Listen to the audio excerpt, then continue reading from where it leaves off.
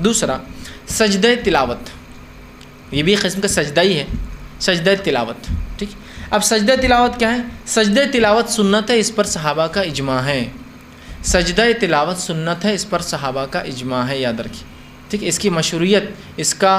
مشہور ہونا، اس کا عمل میں لانا، رسول اللہ کا اس کو عمل کرنا، اس معاملے میں صحابہ کا اجماع ہے۔ اس معاملے میں کچھ اختلاف پایا جاتا ہے کہ واجب ہے یا سنت ہے،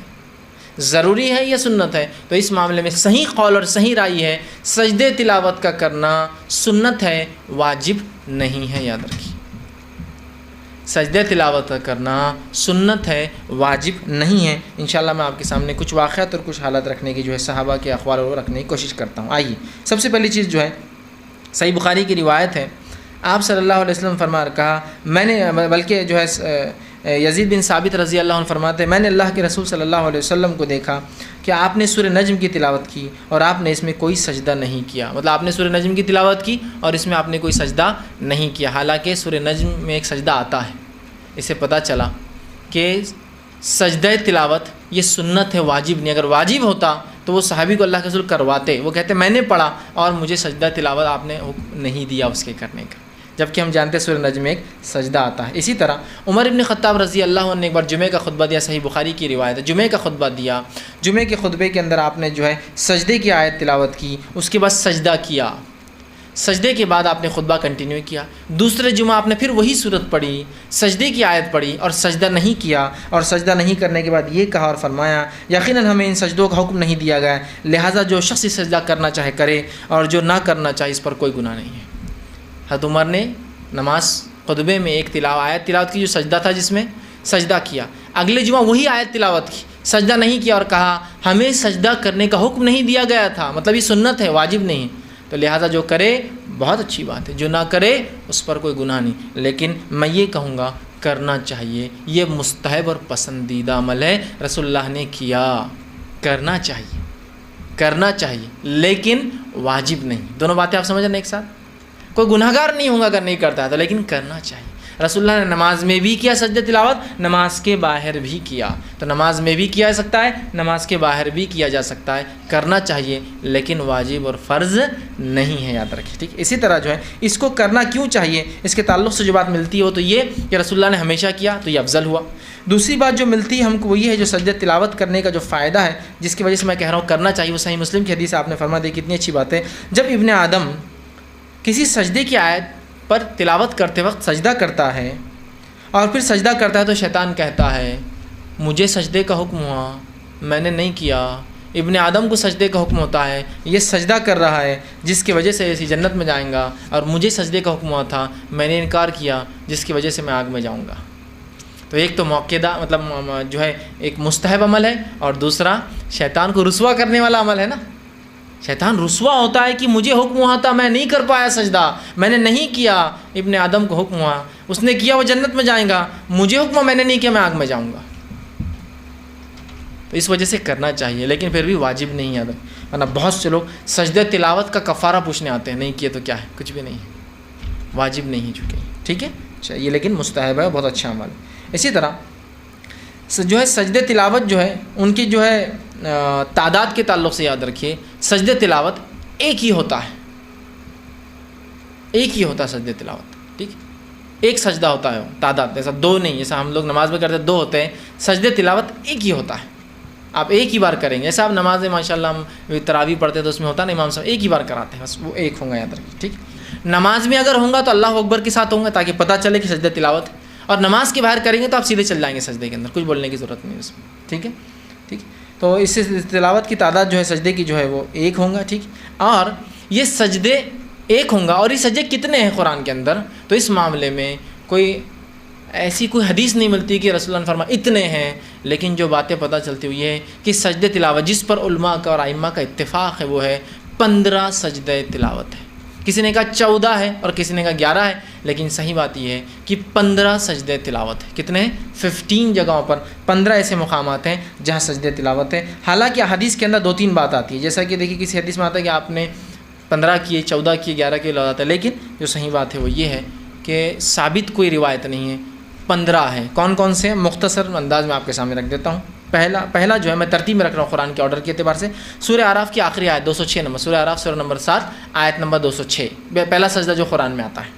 دوسرا سجدہ جو قرآن میں آتا ہے وہ ہے سورہ رعد سورہ نمبر 15، معاف کرنا سورہ نمبر 13 آیت نمبر 15،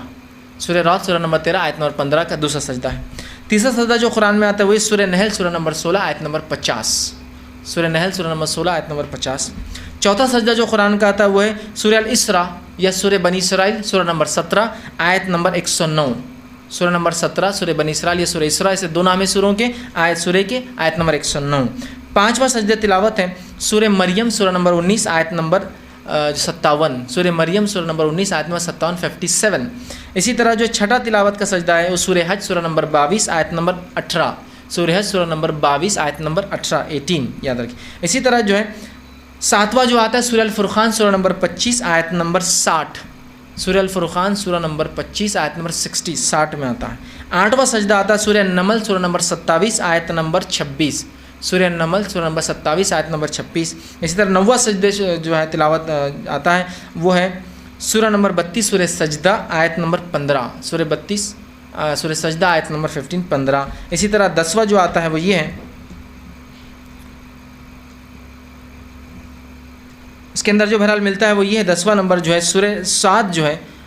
اس کے آیت نمبر جو ہے 24 جو ہے سورہ صاد اس کی آیت نمبر 24 کے اندر ملتا ہے۔ 11واں جو ہمیں ملتا ہے وہ یہ ہے کہ سورہ حامیم سجدہ یا سورہ فصیلت سورہ نمبر 41 اس کی آیت نمبر جو 38 یاد رکھیے۔ اور اسی طرح جو ہے 12واں جو ملتا ہے وہ ہے سورہ نجم سورہ نمبر 53 آیت نمبر 19 کے اندر ملتا ہے۔ اور اس کے بعد جو ہے دو سجدے جو ملتے ہیں وہ ایک ہی صورت کے اندر، سورہ حج کے اندر دو سجدے آتے ہیں، سورہ حج اس کے اندر علماء مختلف ہے رائے کے اندر کہ یہ مانا جائیں گا یا یہ نہیں مانا جائیں گا، ٹھیک ہے، اس معاملے میں اختلاف ہے جس کی وجہ سے تعداد 13 ہو جاتی ہے، 14 ہوتی ہے، کسی کے نزدیک 15 ہوتی ہے۔ تو سورہ حج کے اندر جو ہے دو بار جو آئیں گے، جیسے سورہ حج کا ایک بار میں نے آپ کو اس سے پہلے لی سورہ نمبر 22 آیت نمبر 18، اور دوسرا جو ہے مختلف رائے جو علماء کی وہ یہ ہے کہ سورہ حج سورہ نمبر 22 آیت نمبر جو ہے 77، اس کے اندر بھی جو ہے ایک سجدہ جو ہے تلاوت کا جو ہے بہرحال جو ہے آتا ہے۔ تو اس طرح سے جو ہے یہ سجدوں کی آیتیں اور یہ نمبر تھے جو میں نے آپ کے سامنے بہرحال رکھنے کی جو کوشش کی۔ تو اس طرح سے ایسے 15 مقامات پر یہ سجدے بہرحال آتے ہیں۔ اسی طرح نماز میں سجدے تلاوت کرنا بھی ہے اور نماز کے باہر بھی کوئی کر سکتا ہے، ٹھیک ہے۔ نماز میں اگر امام کرے تو طریقہ میں نے بتایا اللہ اکبر کہہ کے جائیں گا تاکہ مقتدی کو پتہ چلے سجدہ کر رہا ہے، اور جب اٹھیں گا تو پھر اللہ اکبر کہہ کر اٹھیں گا، عام اعتبار سے سیدھا وہ نماز کے اندر چلا جائیں گا، اس لیے کہ آپ صلی اللہ علیہ وسلم کے تعلق سے آتا ہے۔ یہ روایت میں الفاظ یوں ہے کہ آپ صلی اللہ علیہ وسلم نے سورہ پڑھا جس کے اندر سجدہ تھا، اور اس کے اندر جو ہے سجدہ جو ہے آپ نے کیا، اس کی تلاوت فرمائی، ٹھیک ہے۔ اسی طرح جو ہے نماز کے علاوہ بھی سجدہ تلاوت جو ہے کیا جا سکتا ہے۔ اس کے تعلق سے جو روایت آتی ہے اس کے الفاظ دیکھیے اس طرح سے، یہ مسند احمد کی روایت ہے، آپ نے فرمایا کہا کہ رسول اللہ صلی اللہ ہمارے پاس سورت تلاوت کیا کرتے تھے، آپ صلی اللہ علیہ وسلم جو ہے سورت تلاوت کر کے سجدے کی آیت تلاوت فرماتے اور سجدہ کرتے، مطلب رسول اللہ صلی اللہ علیہ وسلم سجدہ کرتے، پھر وہ صحابہ کہتے کہ آپ صلی اللہ علیہ وسلم کے ساتھ ہم سب بھی جو ہے سجدہ کرتے، حتیٰ کہ وہاں جگہ نہیں بچتی، مطلب سب سجدے میں گر جاتے جس کی وجہ سے جگہ نہیں بچتی۔ تو اس سے پتہ چلا آپ نماز میں بھی کر سکتے ہیں، نماز کے بعد بھی سجدہ تلاوت میں جو پڑھے وہ بھی کرے، جو سنے وہ بھی کرے، چونکہ رسول اللہ صلی اللہ علیہ وسلم پڑھتے، صحابہ سنتے اور سب سجدہ کرتے ہیں نا، تو جو سنے وہ بھی کرے، جو پڑھے وہ بھی کریں گے۔ اسی طرح سجدہ تلاوت چونکہ نماز کا حصہ نہیں ہے تو اس کے لیے وضو بھی شرط نہیں ہے اور قبلہ بھی شرط نہیں ہے، یاد رکھیے دونوں چیزیں شرط نہیں ہیں۔ سجدہ تلاوت چونکہ نماز کا حصہ نہیں ہے لہٰذا شریعت میں صرف دو ہی ایسے عمل ہے جس کے لیے وضو شرط ہے، فرض ہے، ضروری ہے، پہلا طواف، دوسرا نماز۔ اس کے علاوہ کوئی چیز کے لیے وضو شرط نہیں، فرض نہیں، سب چیزوں کے لیے مستحب ریکمنڈڈ، پسندیدہ، اچھا سب کچھ ہے، لیکن فرض نہیں ہے، یاد رکھیے، ٹھیک۔ تو اسی طرح تلاوت کا سجدہ ہی اس میں بھی فرض نہیں ہے، اور اس کے لیے قبلہ رخ ہونا بھی شرط نہیں ہے، چونکہ حدیث کے الفاظ جو اس سے پہلے میں نے آپ کے سامنے رکھا تھا جو مسند احمد کی روایت تھی، آپ صلی اللہ علیہ وسلم سجدے کی آیت تلاوت کرتے، آپ سجدہ کرتے اور ہم بھی سجدہ کرتے، اور اتنے ایسا سجدہ کرتے کسی کو جگہ نہیں ملتی۔ تو ظاہر سی بات اس کا مطلب یہ ان آرگنائز ہوتا، پڑھ لی اور سب کہیں بھی جہاں جگہ ملی وہاں سجدہ کر لیا۔ اسی طرح ایک روایت آتی ہے، اس کے الفاظ دیکھیے اس طرح سے، یہ روایت صحیح بخاری کی آپ نے فرمایا، حضرت ابن عباس رضی اللہ عنہ فرماتے ہیں، عبداللہ ابن عباس کہ آپ نے فرمایا نبی اکرم صلی اللہ علیہ وسلم سورہ نجم کی جو ہے تلاوت کی اور سجدہ کیا، آپ صلی اللہ علیہ وسلم کے ساتھ مسلمانوں نے، مشرکیوں نے، جنوں نے اور انسانوں نے سبھی نے سجدہ کیا۔ اب ظاہر سی بات ہے آپ کے ساتھ انسانوں نے، مشرکوں نے، جنوں نے اور سبھی نے سجدہ کیا تو مشرک تو نجس ہے، مشرک تو گندگی ہے نا، تو کہاں وضو کریں گا وہ؟ اور مشرک کو قبلے کی طرف دیکھ کر کریں گے، ظاہر سی بات سب نے کیا انسانوں نے، ٹھیک ہے؟ تو اس سے پتہ چل رہا ہے کہ اس کے لیے وضو بھی شرط نہیں ہے، چونکہ یہ نماز کا حصہ نہیں ہے، اور اس کے لیے جو ہے قبلہ رخ ہونا بھی شرط نہیں ہے، جہاں جیسے آپ کو سہولت ملے آپ بآسانی اس کو جو ہے کر سکتے ہیں۔ اسی طرح جو ہے سجدہ تلاوت کے لیے تکبیر کہنا لازم نہیں ہے، سجدہ تلاوت نماز میں ہو تو تکبیر کہنا پھر لازم ہو جائیں گے تاکہ لوگوں کو پتہ چلے سجدہ تلاوت ہو رہا ہے، ٹھیک ہے؟ اسی طرح جو ہے سجدہ تلاوت کی تسبیح وہی ہے جو سبحان رب الاعلیٰ ہم کرتے ہیں، لیکن سجدہ تلاوت کی اور دو دعائیں جو ایک ابو داؤد اور ایک ابن ماجہ کی ہے، آپ چاہے تو دعائیں پڑھ سکتے ہیں۔ آپ دعاؤں کو جاننے کے لیے آپ چھوٹی سی کتاب آتی ہے حصن المسلم لے لیں، ساری دعائیں اس میں وہ سجدہ تلاوت کی دعائیں مل جائیں گی۔ اگر کسی کو سجدہ تلاوت کی دعا یاد نہ ہو تو سب سے سمپل سبحان ربی الاعلیٰ جو آپ نماز کے سجدے میں کرتے وہ کر سکتے، لیکن اس سے ہٹ کر بھی سجدے میں یہ دو دعائیں ثابت ہیں، آپ وہ کر سکتے ہیں، ٹھیک؟ تو یہ ہوا دوسرا سجدہ سجدہ تلاوت، پہلا سجدہ سہو، دوسرا سجدہ سجدہ تلاوت۔ اب آئیے